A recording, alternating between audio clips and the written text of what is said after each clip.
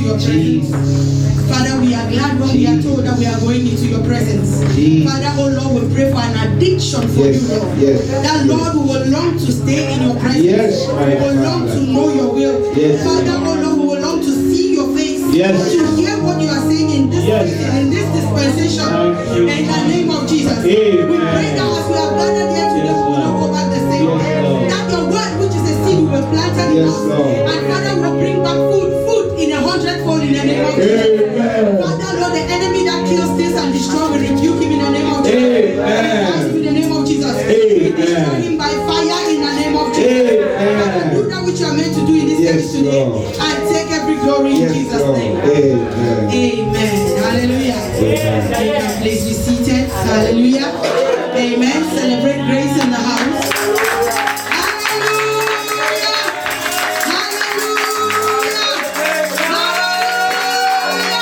Hallelujah.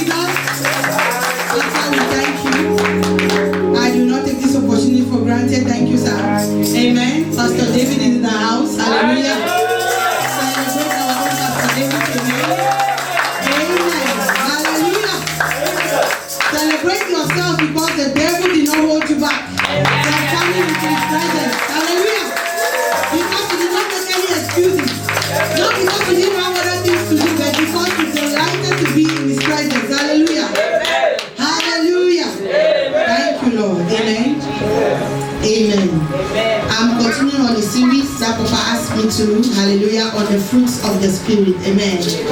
The fruits of the Spirit. Hallelujah. We shall read from Galatians chapter 5 and verse 22. That is our anchor scripture. Let's start from Galatians 5 and verse 19. Start from Galatians 5 and verse 19. And it says, now the works of the flesh are manifest. The works of what? The flesh are manifest. Which are these? They are what? Idolatry. And idolatry could be anything, not just the worship, of idols, but it could be our phones, it could be our marriages. An idol in our lives could be our children, amen? It could be a TV. Whatever we have put priority over God can be an idol. Fornication, uncleanness, lasciviousness, hallelujah.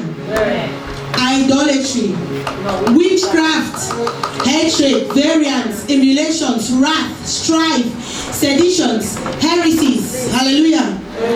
Envies, murders, drunkenness, revilings, and such like, of the which I tell you before, as I have also told you in the time past, that they which do these things shall not inherit the kingdom of God. Hallelujah. So what is the Bible trying to say here? That when we are in the flesh, these are the things that will be made manifest in our lives. Remember, the Bible says that by your fruits you will be known. So if this kind of fruits, if someone sees you, how would they describe you? Will someone see you and say, this person is an envious person, or this person is a jealous person, or this person is a prostitute, or this person is a liar? What exactly do people say when they call your name? Hallelujah. There are some people that I've heard, people will say to me, Mama, when this person is still around, be careful. Is that what is being said about you? Because that is the fruit that you have exhibited. Hallelujah. Can we go on? He said, but the fruit of the Spirit, somebody said the fruit of the Spirit, is love, hallelujah, joy and peace and love suffering, gentleness, goodness, faith, hallelujah, meekness, temperance. Against such there is no law. What that means is that against such there is no law means God cannot say you have too much of love. No, you are too gentle. Or no, you have too much of joy in your life. It says with such there is no law. It means you can never have enough of the fruits of the Spirit. Remember what we said before. By your fruits you shall be known.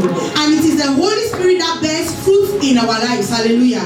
And so if we want to look like Christ, if we want to emulate Christ, if we want to be transformed into the image of Christ, we should be able to show the fruits of the Spirit. What is the evidence that the Holy Spirit is in our lives? It's the fact that we must bear the fruits of the Spirit. Hallelujah.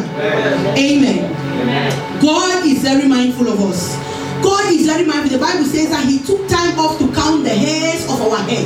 The Bible says that it is God's wish that we should prosper and be in health, even as our soul prospers. That's why I don't understand when people criticize the prosperity gospel, because God wants us to prosper body, soul, and spirit. I believe that what God is against is the spirit of materialism. When the things that God has given you has now surpassed the desire to be in His presence, that's what God is after. I don't believe that God is after prosperity. Hallelujah. God wants to give us so much love that even when somebody has hurt us, we are still able to show them love. Hallelujah. He wants to give us so much peace. Hallelujah. Peace does not mean that there is the absence of trouble. Hallelujah. Because that's what some people, especially when people are newly born again, they come with that mentality that now that I'm born again, my troubles are over. Hallelujah. That is not what the Bible says. It says when you go through the water, I will be with you. You go through the fire, I will be with you. Although you go through the valley of the shadow of death, it says you will go through. It doesn't say you will dwell in the valley of the shadow of death. Hallelujah. So God wants to give us so much peace that even in the midst of the storm, somebody say, even in the midst of the storm, we are calm. Hallelujah.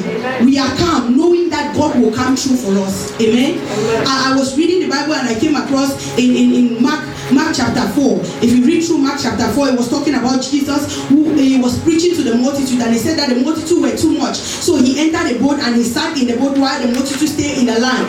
And then he was preaching to them. And after he preached, the Bible records that he went with his disciples with some ships into the water. And that the Bible says that a storm arose.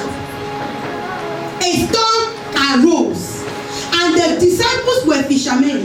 They were skilled men. They had seen storms of all kinds. Hallelujah. They have seen the water being angry. They were not afraid to be in the sea. These were skilled fishermen. But the Bible records that on this particular day they feared for their lives. They feared for their lives on this particular day. And that the storms were hitting upon the boat. And then they ran to Jesus and said, Master, don't you care that we perish? Amen? Amen. And guess what Jesus was doing? He was sleeping. Jesus was sleeping. I looked at the scripture and I asked myself two questions. Number one, is Jesus in your boat? Is Jesus in your boat? Yes, sir. And if your answer is yes, the second question is, do you really believe that your boat can sink with Jesus in it? No. Because I believe that's what when Jesus woke up, that was what he asked them. I am the Prince of Peace. Do you actually believe that this boat will sink with me in it? Because sometimes we think that we know God too much. We think that we are walking with God too much. But because we have failed him too much, we also now think that he will fail us. That's why when we go to God, we try to look for a plan B. Because many times God has had an appointment with us. Amen. When we submit under a grace, when you submit under a grace and you identify yourself with a ministry, every day which is a church service in that ministry is an appointment with you and God. You are not coming for the papa, you are not coming for the mama, you are not coming for the pastors. You are coming because you have an appointment with God. And so many times you have given excuses. Oh, I had a visitor, I couldn't come to church. Oh, my child was sick, I couldn't come to church. No, it was too cold, I couldn't come to church.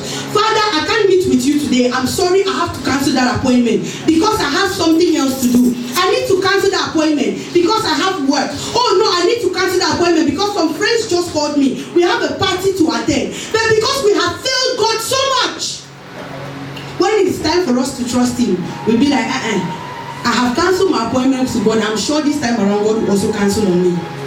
Because if we were true to ourselves, meeting every appointment with Christ, when it comes to the time that we would trust that he will show up, we wouldn't fail. We wouldn't doubt. Amen? Amen. We wouldn't doubt. Hallelujah. Amen. But God is saying that there is a void in you I want to fill.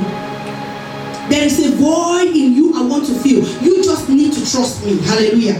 You need to trust me. That's why we panic when situations arise. Oh, did you hear what my lawyer is saying? Oh, did you hear I have not given birth? Oh, do you see this marriage is not coming? Oh, my testimony is not coming. I have prayed. Sometimes you ask people, how long did you trust God? 1 week. How long did you pray? 1 day. How long have you been committed to the things of God? Hallelujah. That's why we need to get serious with God. Amen. We need to get serious with God because the word of God, the Bible says God has exalted his word above his own name. What is God saying to you today? What is God saying to us? If you went out there and someone asked you, what is the word you are running with, what would you say? Because we are not grounded, we are not rooted in the things of God. We are somewhere we don't even know why we are there. That's why someone will offend me and be like, I'm angry. Okay, Papa, bye-bye, I'm leaving church. You don't even know why we're there in the first place. You don't know why we're there. How many of us have gone to the doctor's surgery and the receptionist has been rude to us and we left? I'm not attending this appointment anymore, I'm angry, I'm going home. How many of us? How many of us have gone to buy something and they were rude to us and we're going to pay, but we still pay and took the item away? Why didn't you say, no, I'm not buying it anymore? Hallelujah. Amen. It's only when we come into the presence of God. Hallelujah. Amen. Amen. The Bible says that in the presence of God there is fullness of joy. God wants to give us everything in fullness. When he wants to give us joy, he wants to have us joy overflow. Amen. When he wants to give us peace, he gives us peace like a river. He wants to give us life, he gives us life in its fullness. Amen. Amen. Hallelujah. So we should understand that God is the God of abundance. When he wants to give us, he gives us in abundance. Today I want us to look at joy. Hallelujah. Somebody say joy. We are looking at the fruit of joy from Galatians 5:22. The fruit of joy. Hallelujah. What exactly is joy? Joy is the settled assurance that God is in control of all the details of our lives. The settled assurance that God is in control of every detail of our lives. It is the quiet confidence that ultimately everything is going to be all right. It is the determined choice to praise God no matter the situation we are in. The determined choice to praise God no matter the situation we are in. Many a times, a lot of us confuse joy and happiness. And so I put down a few things to distinguish the joy of the Lord from happiness. Hallelujah. Amen. Joy comes from within. Hallelujah. Happiness is externally triggered. Something has to happen externally for us to be happy. But joy comes from within. Joy is an attitude of the heart. Happiness is an emotion. An emotion fluctuates. I can be happy now and the next minute I am sad. Amen? Yeah. I can be happy now. Have you seen pregnant women at times when the hormones are everywhere? They are happy one time, the next minute they are crying. Say, why are you crying? I don't know. Amen. Happiness is from an emotion. Joy is a spiritual experience. Happiness is an earthly or material experience. Joy is an inward peace and contentment. Hallelujah. And happiness is an outward expression of contentment. Joy is a byproduct of a lifestyle. Hallelujah. Joy is a byproduct of your moral lifestyle. And happiness comes from an activity. It may be that you ate your best food today, so you're happy. Or you bought a dress you love, so you're happy. It comes from a good activity. Hallelujah. Amen. Joy is a fruit of the Spirit. A fruit of the Spirit. You could get happiness even from sin. Those who do scamming, how many of us know that they get happiness from scamming? Prostitutes, on the day that they go out and they make a lot of money, how many of us know that they come back happy? Yeah. Those that long to do evil, somebody that longs to hurt you, how many of us know that if you are truly hurt, somebody who wanted you hurt will be happy? Yeah. So happiness does not only mean that it must come from something good. You could get happiness from doing something evil, but joy is a fruit that only the Spirit of God can birth. Joy is long-lasting. Amen? Amen. Joy is long-lasting. Happiness is short-lived. The fruit of the Spirit is so powerful that the Bible says in Nehemiah chapter 8 verse 10. Nehemiah 8 verse 10, it says, the joy of the Lord is our strength. And we wonder why we are drained all the time. We are drained in our relationships and drained in our marriages and drained in our jobs. And the child is draining us. And everything we do, that business is draining us. Whatever we set our hands to do just makes us, sucks the energy out of us. But we forget that it is the joy of the Lord that gives us strength. Hallelujah. Yeah. The joy of the Lord gives us strength. And so as Christians, we should always remember that every time we feel like we are drained, don't even wait until you are drained. You have to go to the well, the well of joy, and refill yourself daily. Overflow with joy. You mustn't be empty before you fill yourself with joy. It is something that we have to draw from the Lord on a daily basis. Hallelujah. John chapter 15 and verse 11. It says, I have told you these things so that you will be filled with joy. He says, yes, my joy, your joy will overflow. Hallelujah. Amen. God wants our joy to overflow. Amen. God actually wants our joy to overflow. This life is full of worries and anxieties, hallelujah, of doubt, unforgiveness, discomfort, bitterness, anger. Our lives are filled with so much junk that God wants to take it out by giving us His joy. But unfortunately, instead of us Christians to go after the joy of the Lord, we often seek after happiness.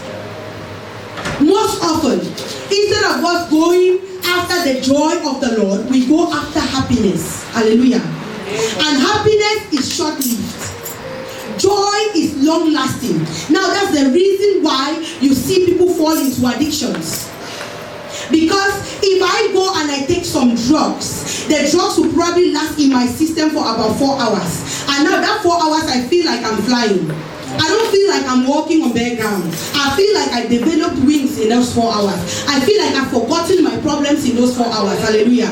And so when 4 hours are over and the drugs start wearing out and my problems start coming back and I start feeling the pressures of this life, what I need to do is go back again and take a dose that can last me another 4 hours. And so the cycle goes on and on and on, and we realize that we are addicted to something. Amen. Amen. It could be buying. Some people they are not very happy. They just go shopping. How many of us? We go shopping, and the shopping will not. It is like, you know, when you have an itch that your hand cannot reach. It's that itch that your hand cannot reach, and you are trying hard to reach the itch, and so you find things to feel it. Amen. I call happiness a temporary escape. You can't use a temporary measure to fulfill a long-lasting issue. You have to look for a long-lasting solution if the problem you have is a long-lasting one.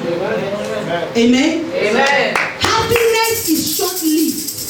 That is why we are addicted to certain things. We go on social media and we are addicted. We go on drinking. You see people argue and say, oh, it's where in the Bible does it say that if I drink is wrong? Addiction. They are addicted to it. They don't want to leave it, and so they find excuses why they should continue in it. Hallelujah. It becomes a lifestyle. People don't prostitute because they don't have any other thing to do. They have options. It is a choice they have made. Hallelujah. Hallelujah. Amen. So I said we turn to alcohol, we turn to drugs, we turn to boyfriends. We marry someone we were never meant to marry. Because in our minds, oh, if I just marry this person, I will just be happy. If I just had what this person had, I will just be happy. If I just had that degree, I will be happy. If I left Africa and I just traveled to Europe, my problems are over. And God is saying that I am the solution. Amen.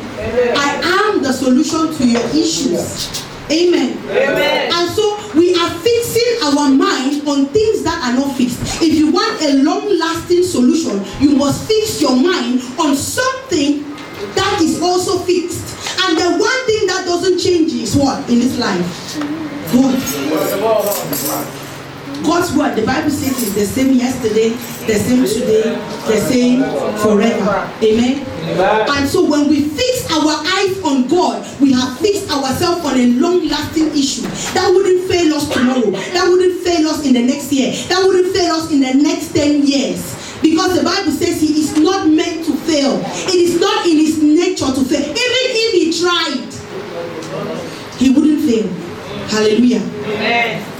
So my encouragement this evening is that the joy of the Lord should be our strength. Let us stop looking for happiness. Especially, you will never get happiness that will last you long. You buy the dress today. Some of us, we have dresses in our wardrobes we never wore. But on the day you bought the dress, you were happy. On the day you bought that shoe, you were happy. Hallelujah. On the day you spoke to that man, you were happy. On the day of your wedding, how many of us were frowning on the day of our wedding? We were smiling. But the marriage began. Hallelujah. Amen. The marriage actually began because we were thinking about the wedding and we forgot about the marriage. Our eyes were fixed upon the white dress, upon the crown we are going to put on our head, upon the decorations of the day, and we forgot that that is short-lived. Amen. We forgot that it is just for a day, and that the marriage will last a lifetime. We marry someone we do not like. Very soon you say he's short like a bottle. Didn't you see he was short like a bottle? Didn't you see? Hallelujah.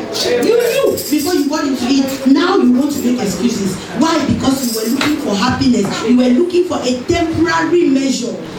When God is saying, no, I need you to fix your eyes on me because I am long lasting. I am from generation to generation, from everlasting to everlasting. You will never put your trust in me and fail. Amen.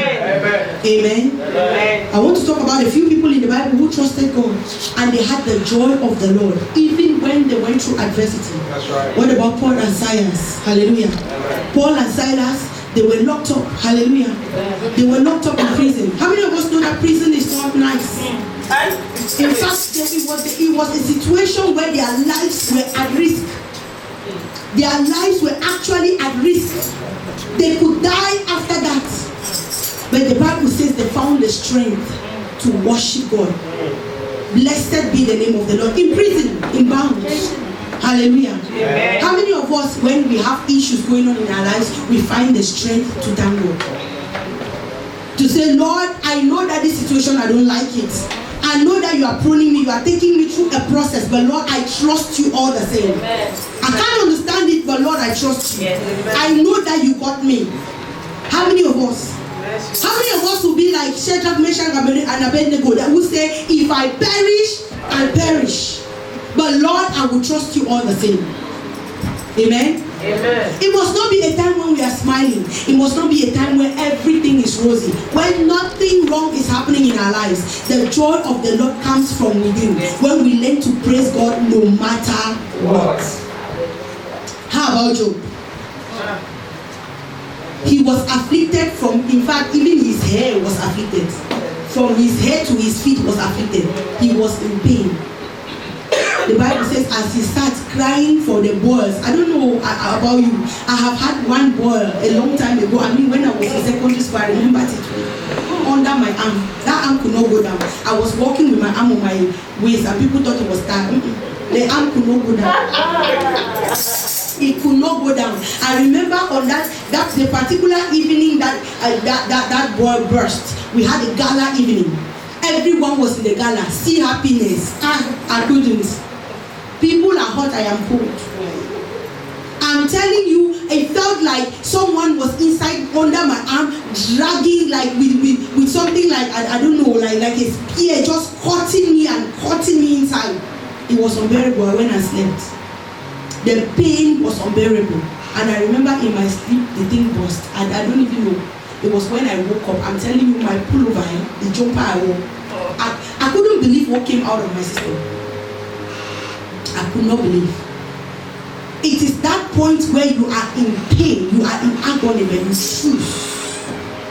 Job was afflicted from the Bible says, I had just one. He had all of his body. And the Bible says, while he was crying for himself, news came that all of his children, all of your children in one day, all of your children are gone. And before he had time to mourn it, your cattle, everything is gone. And before you even had time to even think about that, your house, everything he had was gone. I don't know what you have lost. I don't know what you have lost. But Job found strength in the midst of all that to still raise up his voice and say, I will not curse God. Would you accept the good from God and not accept the bad? That's right. That's what Job said. How many of us are in that position where we so trust God that no matter what is happening in our lives, we say, God, I trust you.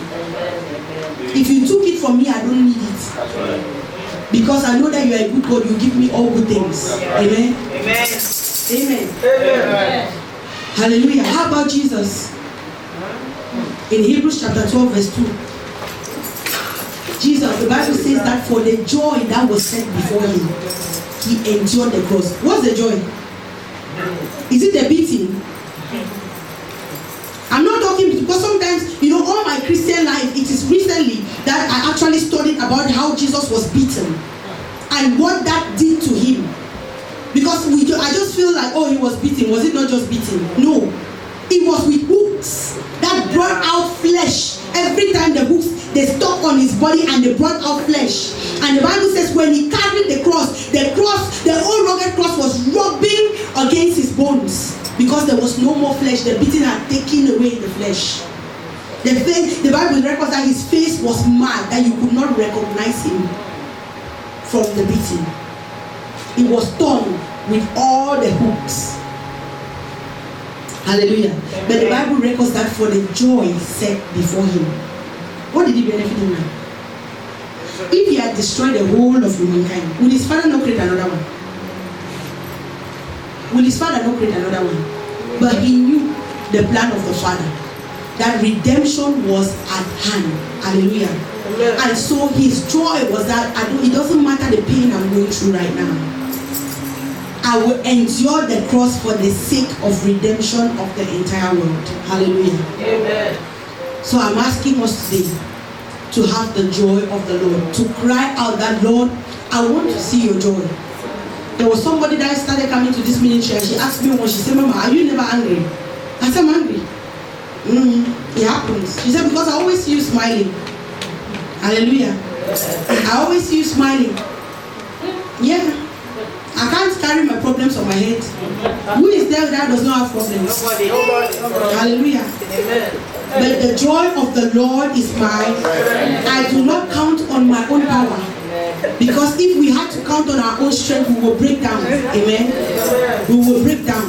But because we are counting on the joy of the Lord, the strength of the Lord, we are still standing. Hallelujah. Amen.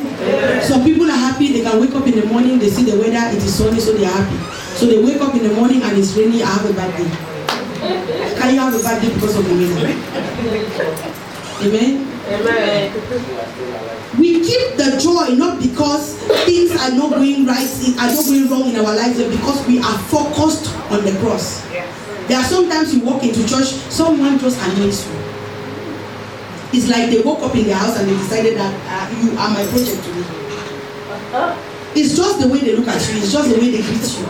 It's just the way they speak to you. You wonder, like, did you sleep with me in your mind today?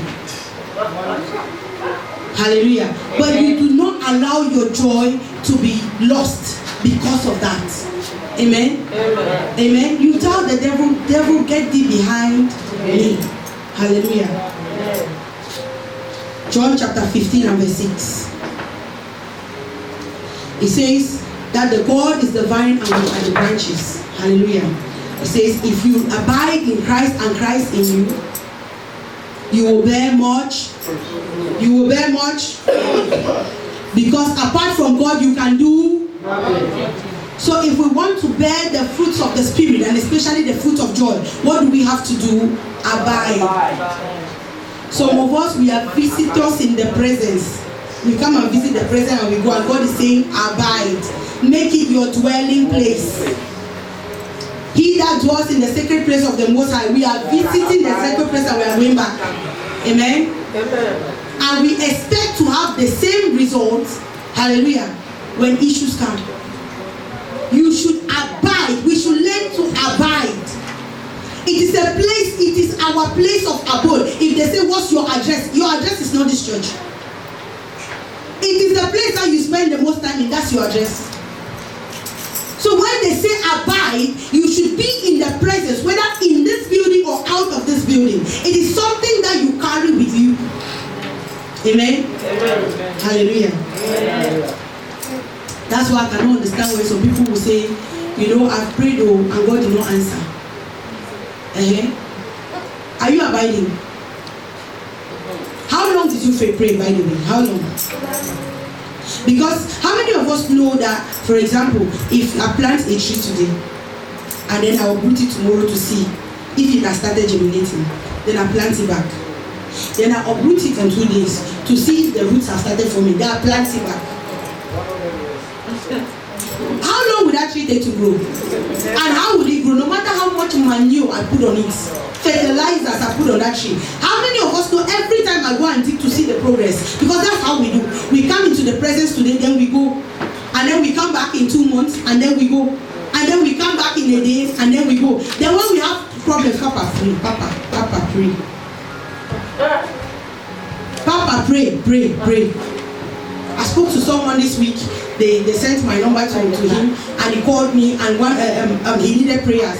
And one of the things he told me, he said, Mama, I have a prophet, but his prayers don't work. When Papa, that's our Papa here. Yeah. He has been with the affliction for a while. So he said that his own pastor has been praying, and then nothing happened. He said, but the day Papa prayed for me, she said, everything ceased. That 2 weeks I was fine.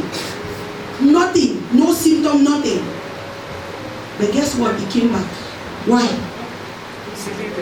Because he was not abiding. Because Papa always says here that we come for the hand of God. We come for what we can get.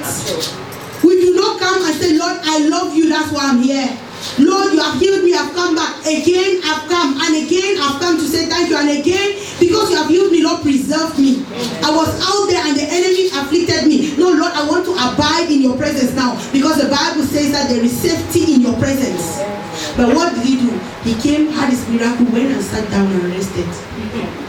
Now it has come back, and in his own admission, it is double. Mama, pray. What kind of prayer am I praying now? What kind of prayer am I praying now? Because we should have to take responsibilities for our actions. We always have to take responsibilities for our actions. Amen? Amen. We come and we are dwelling, we are just, it's a visit. You come, you are a visitor. You know when you, how many of us are visitors? When you go to a place where you are a visitor, you sit in one place, you can't even move about. And God is saying, I have called you into abundance. I paid the price in full. It's like, how many of us have heard the story of people who have entered flights? They had a first class flight, but they never ate anything in the flight because they thought that they were going to pay. In our case, we actually know that it has been paid in full, but then we still choose not to eat anything. Hallelujah. How many of us, now that we are fasting, how many of us are happy when we have not eaten? How many of us feel happy?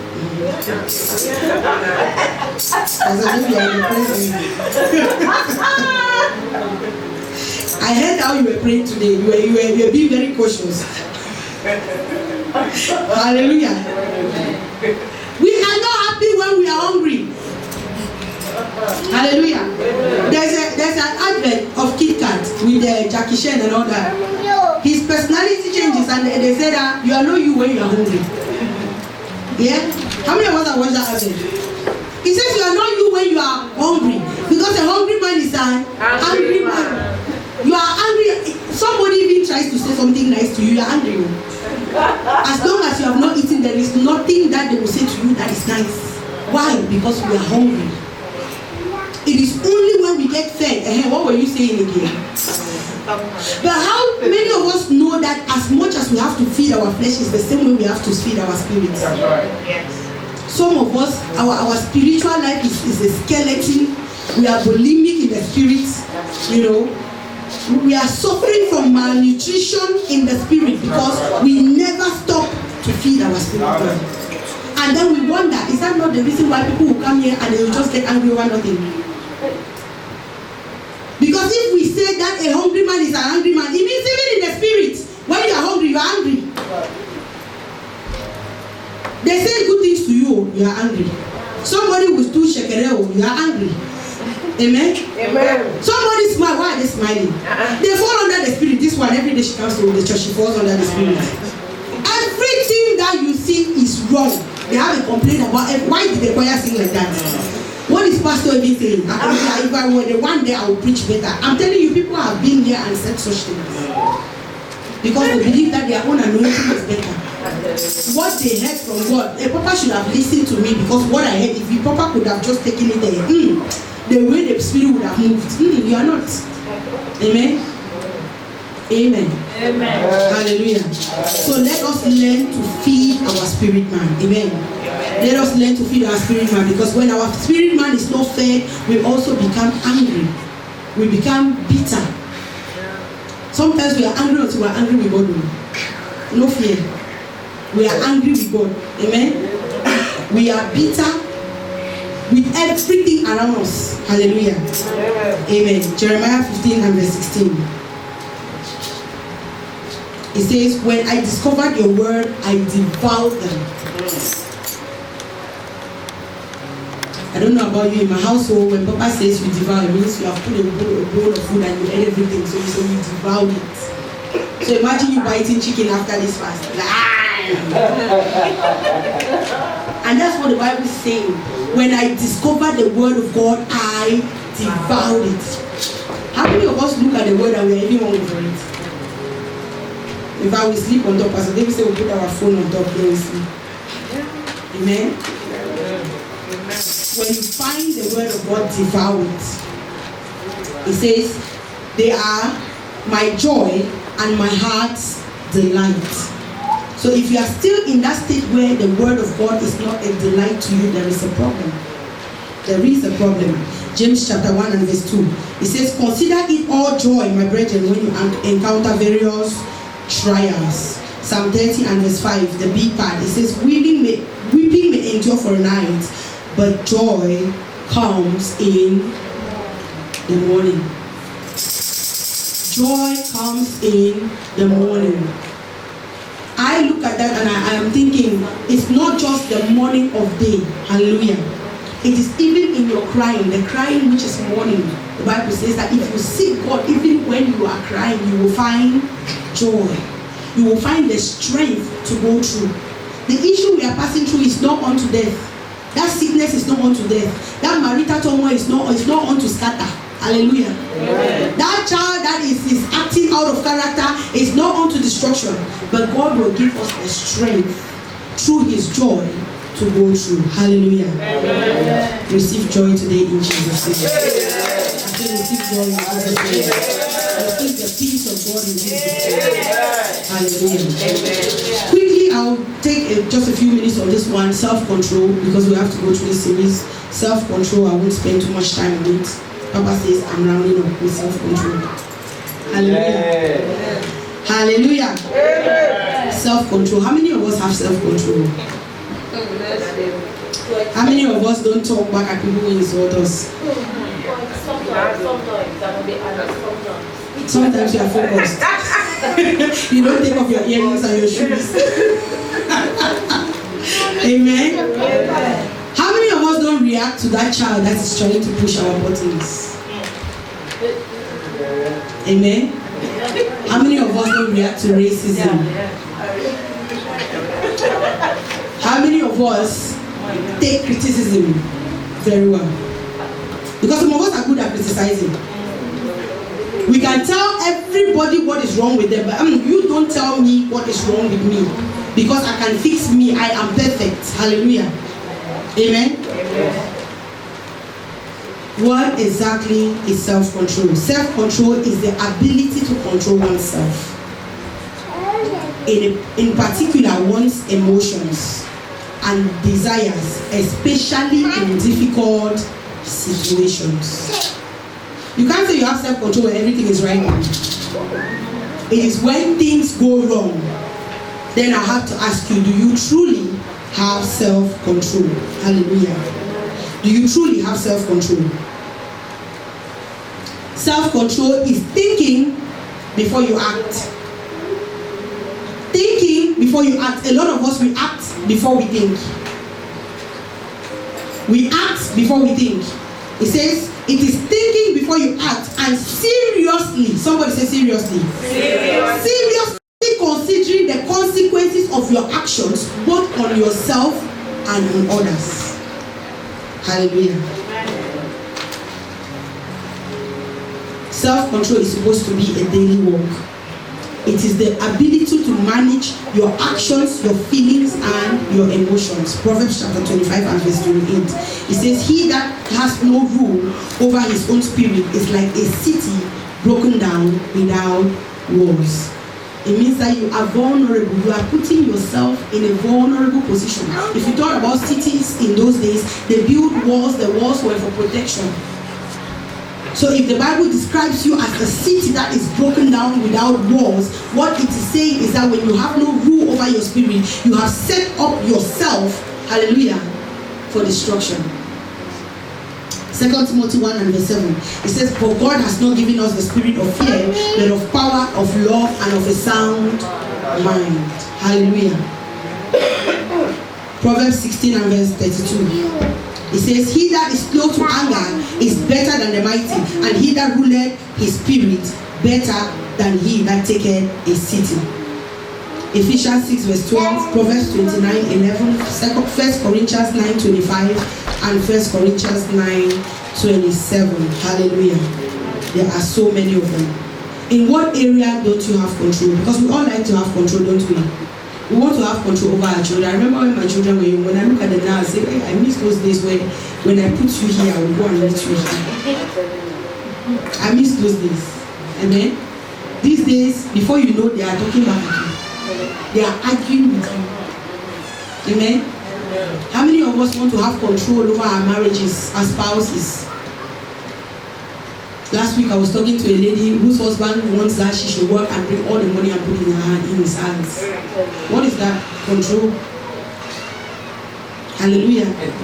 There are also women that when the man works, the women want to be control over their husband's money. He should not spend a dime without telling a home. Why didn't you tell me? I should control what you spend out of your own sweat. Amen. What about our moral lives? Are we in control over our moral lives? Are we in control over our relationships? Amen. Are we in control over our self-image? Do we just want to look good, or do we want to look good better than someone else? What about our attitudes? What about addictions in our lives? All of us has various addictions in different degrees. Hallelujah. If you gamble, are you in control over the gambling? Hallelujah. If you drink, which as Christians we are not meant to drink, but if you drink and you want to defend it like a lot of people do, are you in control? What about acceptance? Do you control how people will accept you? How people will regard you? Are you in control of whether somebody will like you or hate you? Do you have a critical spirit? Are you jealous? Are you happy with someone who, when there's a blessing in their lives? How many of us have truly, honestly looked at someone? I mean, you are truly happy for them. It's not like you are bitter, but in your heart of hearts, just 1%, not too much, just 1% is I should have been the one in that position. Are you in control over success and wealth? Because some of us will kill if it is necessary to obtain wealth, to achieve success. We will do the wrong things, we will go against God's scripture if that means that we will obtain wealth. Hallelujah. What about love? Do you accept love? Do you give love? Hallelujah. What about the desire to achieve and excel? Hallelujah. What am I trying to say? Self-control is the ability for you to control your emotions, your thoughts. See, I was reading, when I went through Mark chapter 4, when we were talking about joy, it was in Mark chapter 4, and I read through to Mark chapter 5. And in Mark chapter 5, the Bible says that when Jesus, after that storm, Jesus arrived on the other side with his disciples. And when he got on the other side, the moment he stepped out of the boat, I'm thinking he's all wet, he's drenched with his disciples, and the first thing that he encounters is a man with a legion of demons. The man who was cutting himself in doors. Hallelujah. Amen. And in that state that you have just come from a near-death experience, Jesus is now facing another issue. But he was calm. The Bible says that when he spoke to the demons, when they asked that, please don't cast us out, throw us into the pigs, he just said, there are versions that the only thing he said was, go. Calm spirit, and the demons, they left. Now what am I trying to say here? After the demons left, the Bible records that this man was sitting down, he was washed, he was dressed, and he was in sound manner. We are talking about self-control. And it says that God wants us to have control over our minds, over our emotions, and over our bodies. All those things I named, there are things that are either of your body, of your mind, or of your emotions. Are we in control over all of those things? But you see, when God delivered this man with a legion of demons, what he did was that he actually set him free from the hand of evil. And what he gave to him was a sound mind, sound emotion, and sound body. If we want self-control today, what we have to do is submit to Christ. Hallelujah.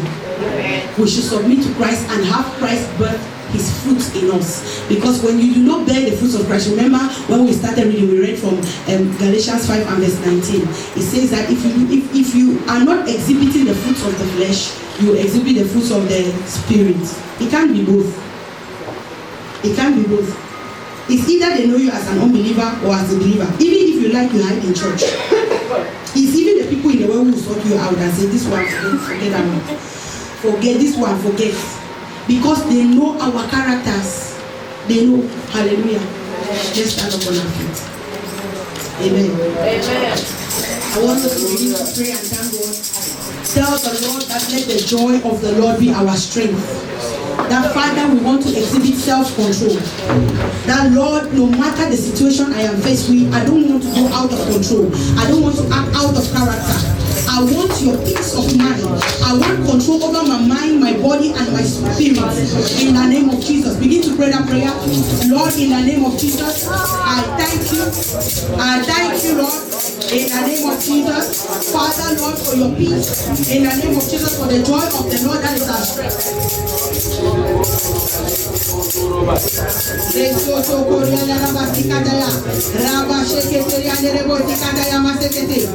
Father, Lord, let the joy of the Lord be our strength. Begin to ask the Lord that you begin to bear fruits of the Spirit. The Bible says that by your fruits they will know you. What is it that someone will look at you and say, are you exhibiting the fruits of the Spirit? Are you allowing the Holy Spirit to have preeminence over your life? Begin to ask him that, Lord, where is me the fruits of the Spirit? The Lord, the joy, peace, meekness, gentleness, self-control. Father, where is me the fruits of the Spirit? In the name of Jesus. Begin to pray that, Lord, I kill my flesh. I fight against the work of the flesh. Anything that draws me back to the world, anything that takes me back to evil, Father, I destroy it. I destroy it. I destroy it. By the fire in the name of Jesus. Any form of bitterness, I stand against it on the Lord. In the name of Jesus, send us to Jesus. Lasciviousness, I destroy you in my life. In the name of Jesus.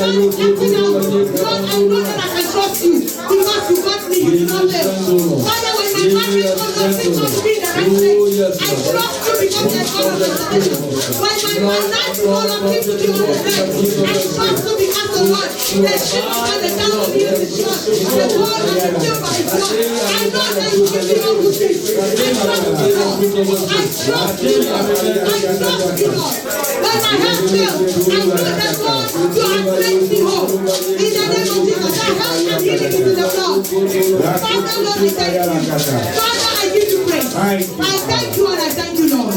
In Jesus' mighty name. Pray that this word that has come to you today will not go unnoticed in the name of Jesus. Begin to pray for yourself and say, Lord, I begin to pray that the evidence, oh Lord, of the word of God will be made manifest in my life in the name of Jesus. Pray that prayer. Lord, I want to see evidence. Lord, I want to see evidence. Not that when God, the Lord will attach you to you. You will have to face circumstances for you to understand that the truth is in you and the evidence is in you. Pray that when you encounter diverse situations in the trust God, that nothing will make you fail. Nothing will make you down. In the name of Jesus.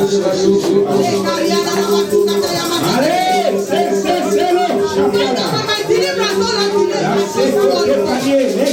trust you all the same. I trust you all the same. Because I know that you are doing a good work in my life. When I say that today, I trust you all the same. Because Lord, I know that you got me. You got me, Lord. You got me, Lord. Your plans for me are good.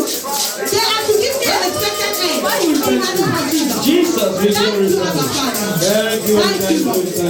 In Jesus' name we pray. Thank you, Father. Father, Lord, I pray for your people tonight in the name of Jesus. I make a decree and a declaration, Lord, that from this day forward, Lord, we will not seek after happiness, because happiness is a temporary escape. Father, because the joy of the Lord will be our strength. I pray, oh Lord, that you baptize your people with the joy of the Lord in the name of Jesus.